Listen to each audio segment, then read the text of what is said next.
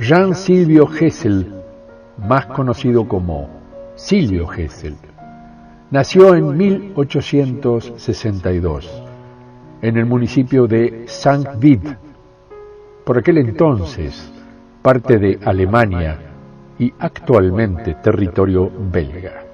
Fue el séptimo de 9 hijos en el seno de una familia de clase media baja, lo que le impidió cursar estudios universitarios, por lo que siempre fue autodidacta.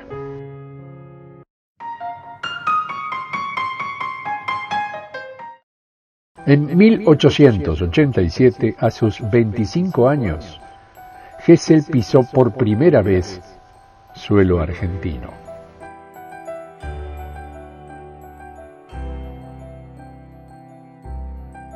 Silvio Gesell vino en el año 1887 y llegó a Argentina y con una muestra en una valijita del material de dentistas, para los médicos, para hacer operaciones, porque acá no había eso.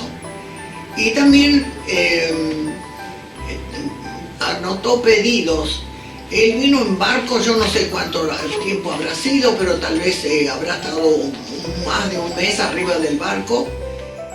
Ya establecido en Argentina, invitó a su novia, Anna Boderg, con quien se casó ese mismo año. Tuvieron 4 hijos nacidos en Buenos Aires, y el tercero de ellos, Carlos Idaho Gesell, fue el fundador de Villa Gesell a mediados de la década de 1940.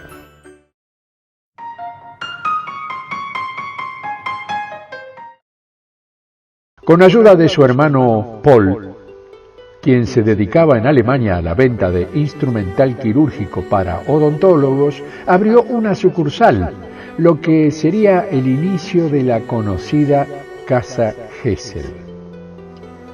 Incorporó otros productos hasta llegar a especializarse en artículos para bebés, por los cuales la Casa Gesell se hizo famosa.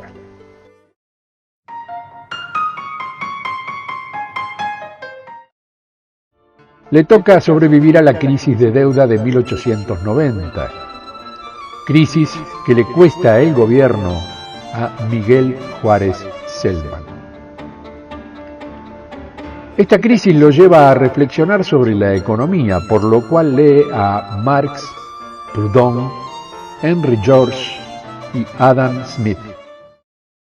El general Roca se movió con una gran astucia, consultaba con su banquero más amigo, que era Ernesto Torquist.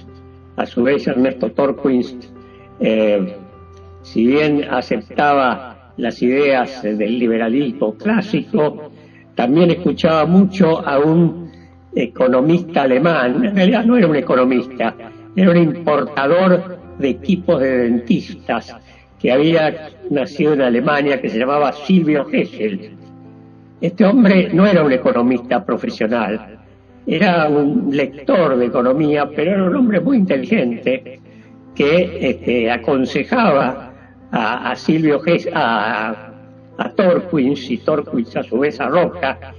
Y bueno, después de mucho discutirlo, llegaron a la conclusión de que lo que había que hacer para arreglar este problema del tipo de cambio, el paralelo a 3 y el oficial a 1, era hacer una devaluación que se produjo con la ley 3871 del 31 de octubre de 1899. La forma que tenía Silvio de dar a conocer sus ideas a menudo consistía en mandar cartas y folletos a las personalidades que consideraba pertinentes. Es sabido que mantuvo correspondencia con John Maynard Keynes e Irving Fisher. Incluso Albert Einstein llegó a interesarse por las reflexiones de Gesell. A lo largo de la teoría general, Keynes cita a Gesell en numerosos pasajes, llegando a dedicarle un capítulo entero.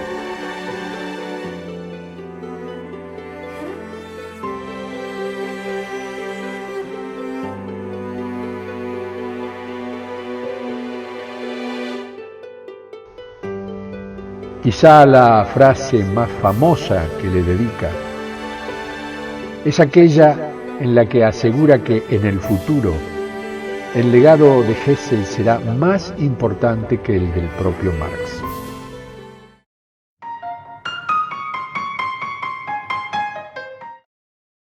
Me llamo Sonia Tomis y soy hija de Silvio Gesell. Silvio Gesell se dio cuenta de que el dinero cumple dos funciones contradictorias, que en realidad se excluyen. Es como medio de cambio un sistema de transporte público y como medio de ahorro es propiedad privada. Él buscaba la libertad de comercio entre todos los países, entre todas las personas, sin interferencias y sin fronteras.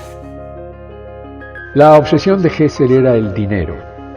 En su obra principal, El orden económico natural, del año 1916, de las 5 partes que la componen, 2 están dedicadas a tratar el dinero tal cual es y el dinero como puede y debe ser.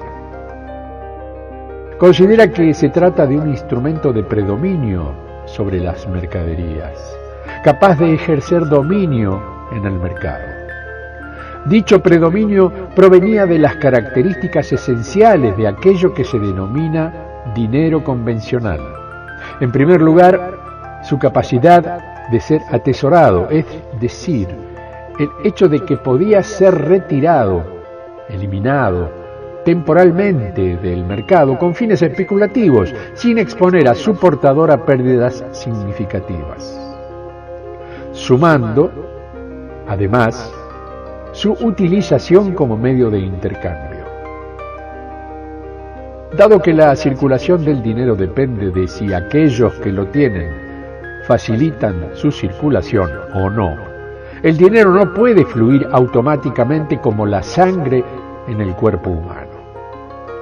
La propuesta de Hessel para desempoderar al dinero se basaba en separar los medios de cambio de los medios de ahorro.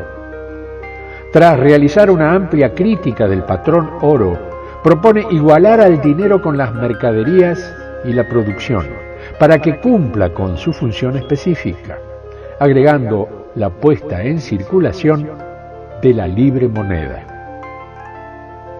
La libre moneda sería emitida netamente como medio de cambio de mercancías y perdería valor semanalmente en el caso de no ser utilizada por su tenedor. De este modo, la circulación monetaria estaría siempre presionada, ya que nadie querría afrontar pérdidas.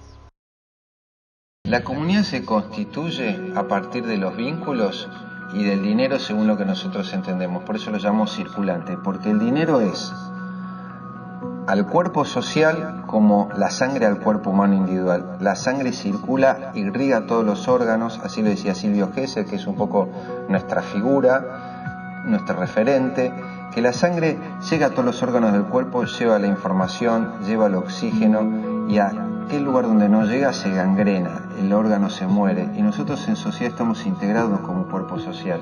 Y el dinero, que lo llaman circulante, debe llegar a todos los sectores de la sociedad, porque si no llega a ese sector de la sociedad, se gangrena. Hay una tremenda política fiscal y monetaria expansiva, y muy buena parte, grandes partes de esta no van a circular en la economía, sino estar en las cuentas del Banco Central o bajo la almohada. Aquí llega la solución de Silvio Gesell. Hace 100 años atrás emigró de Alemania a Argentina, vivió un poco tiempo 2 crisis financieras y dijo, esto tiene que ver algo con el dinero. Entonces inventó dinero que él llama libre moneda, una moneda que hace una economía verdaderamente libre, que no se puede atesorar mucho tiempo. Aquí hay que pegar estampillas del valor de como 1% cada mes, y si no, el billete no vale. De esta forma, tiene un incentivo de gastarlo, invertirlo y hacerlo circular, y de esta forma servir a la economía. El gran John Maynard Keynes dijo en su principal obra que esto sería una buena medida para salir de la gran crisis de los 30, del año 30, del siglo pasado, y dijo que el futuro aprenderá más del espíritu de Gesell que el de Marx. Y en la conferencia de Bretton Woods propuso incluso una moneda internacional basada en esa idea que él llamó Benko. Y también Irving Fisher, el gran economista Fisher, se consideró a un modo opuesto de Silvio Gesell y copió la idea de Silvio en un libro que se llama Stems. Y eso no solamente es una idea loca, se ha probado en varias ciudades en los años 30 del siglo pasado. Yo creo que la más exitosa fue Wörgl en Austria. Fue tan exitoso que en muchas ciudades, en muchos países lo copiaron, en Suiza, Francia, España, incluso en Estados Unidos. Y este billete que recién vimos era un billete que realmente existió. Bien, hoy en día obviamente no necesitamos pegar estampillas. Podemos tener billetes electrónicos o incluso una política por parte del Banco Central con intereses negativos, porque pegar estampillas es algo similar que tener intereses negativos. La pregunta es cómo tener intereses negativos y evitar que la gente guarde dinero en efectivo. O sea, al final tenemos que preguntarnos cómo pegar los intereses negativos a los billetes. Esto es la idea al final de Gesell, y hoy en día hay working papers aquí del Fondo Monetario, por ejemplo. If you handle paper currency, as we do now, that earns an interest rate of 0, and of course there's some storage costs, but it's very difficult to have an interest rate below -1% without people saying, let me put my money in the paper currency under the mattress, buried in the backyard, in the coffee can. That's, of course, a very big problem for banks if you do that, because then they don't have any depositors. It would mean that interest rates in the economy, in fact, wouldn't go much below, say, -1%, and so the central bank isn't getting the job done. And that's a big problem, because if you'd had a -4% interest rate throughout 2009, I think the U.S. economy would have had a very strong recovery by then. And so people worry about the effects of negative interest rates on savers. But the thing I would say is negative rates for a few quarters is much better than 0 rates for years. 2009, 2010, 2011, 2012, 2013, 2014, and it could easily go throughout 2015. Although negative interest rates sound scary, -4% for 1 year is a lot better than 0 for all of those years. Central banks around the world are coming to appreciate that from a technical point of view, it's quite possible to remove the 0 lower bound simply by action at the cash window of the central bank. You know, if interest rates in general were -2%, you might worry that people would do massive paper currency storage and earn 0.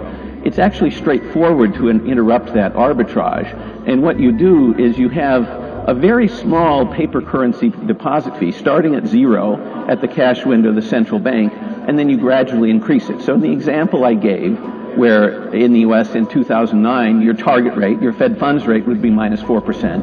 But in that situation, I would recommend also having what I'd call a paper currency interest rate at -4%. You achieve that by having this paper currency deposit fee at the cash window of the central bank very gradually increasing over the course of the year from 0 to 4%. And then after that, if you have recovery, you don't need to go any further than that. At those rates, you wouldn't see this effectively the exchange rate of cash at the retail shops. I mean, if you are a retailer, you now are getting 97 cents, 98 cents, 96 cents on the dollar when people pay with credit cards or debit cards. If you got 96 cents on the dollar when they paid you cash and then took that cash to the bank, that would just be a wash between whether you accepted credit card or cash. And given their willingness to accept, in effect, less from credit card payments now, you could probably go a little bit further. Although the negative interest rates themselves, I think, would be, politically quite salient. The additional things that need to be done at the cash window of the central bank in order to make those possible are not that big an addition. My prediction would be that this will happen because quantitative easing was every bit as controversial as this will be, and yet central banks did the quantitative easing. Going back further in time, going off the gold standard was very controversial, and yet central banks went off the gold standard. Once one central bank does it, it's much easier for other central banks to say, look, it's been done successfully over there. So I would bet on the 0 lower bound, in fact, beginning to be seen as something that's really a policy choice rather than a law of nature. I mean, that's obviously true, but people will understand that much more. Removing the 0 lower bound is incredibly valuable because without the 0 lower bound, central banks can really stabilize economies. When central banks can do their job, then economies have been historically quite stable, and we can return to what economists call the great moderation if we do remove the zero lower bound.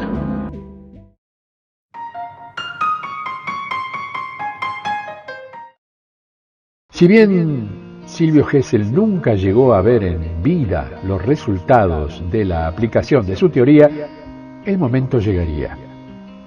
Michael Unterguggenberger, alcalde de un pueblo de Austria llamado Bergl, quien durante su juventud leyó el orden económico natural, decidió reabrir la imprenta municipal y crear una nueva moneda, los shillings, que perdían valor cada mes. Como nadie quería guardar el dinero y se dedicaban a gastarlo, en menos de un año el empleo y la actividad económica repuntaron a tal punto que se construyó el mito de El Milagro de Bergl, y cerca de 200 ciudades a su alrededor pusieron en práctica el mismo sistema. El Banco Central de Austria hizo un reclamo ante la Corte Suprema y en 1933 los shillings fueron prohibidos. Rápidamente, Bergl entró nuevamente en recesión. En 1911, Silvio Gesell dejó el negocio familiar en manos de sus hijos Ernesto y Carlos y partió nuevamente hacia Alemania, donde vivió en una comuna vegetariana fundada por el sociólogo y economista Franz Oppenheimer, en Oranienburg, al norte de Berlín. Durante los años de la Primera Guerra Mundial, se estableció en Suiza, para luego volver a Múnich, una vez finalizado el conflicto, momento a partir del cual se dedicó a escribir y compilar su manuscrito. Transcurrido este acotado periodo de paz, en 1919 fue reclamado por los socialistas para ser ministro de Finanzas, en realidad representante popular de Finanzas, en la República Soviética de Baviera. Inmediatamente redactó una ley para la creación de la libre moneda, aunque ésta nunca vio la luz, ya que a la semana de haber asumido, los comunistas tomaron el poder, lo destituyeron y arrestaron junto al resto del gobierno. El mismo Gesell se encargó de su propia defensa ante el tribunal, donde los desafió a que rebatieran su teoría monetaria, actitud similar que solía tener en Buenos Aires. Si bien en nuestro país la competencia intelectual siempre se saldaba a base de dinero, en Baviera corría el riesgo de ser fusilado y, para sorpresa de muchos, o tal vez de nadie, Gesell fue liberado. Tras estos eventos y luego de una breve estancia en Argentina, en 1924 se asentó definitivamente en Oranienburg en 1927. Allí murió de neumonía en 1930.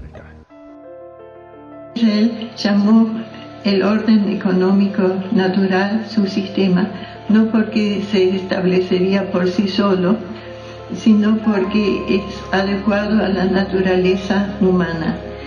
No pretende eliminar el instinto de conservación. El instinto de conservación es lo que mantiene la vida en la naturaleza. Lo que pasa es que nuestro sistema monetario lo pervierte.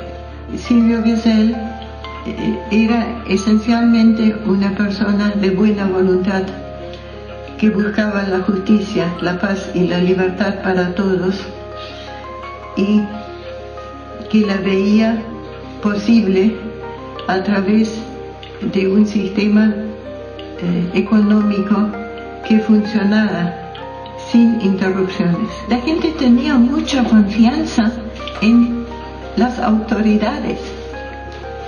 las autoridades científicas y también en los banqueros. Y si ellos no entienden el problema intrínseco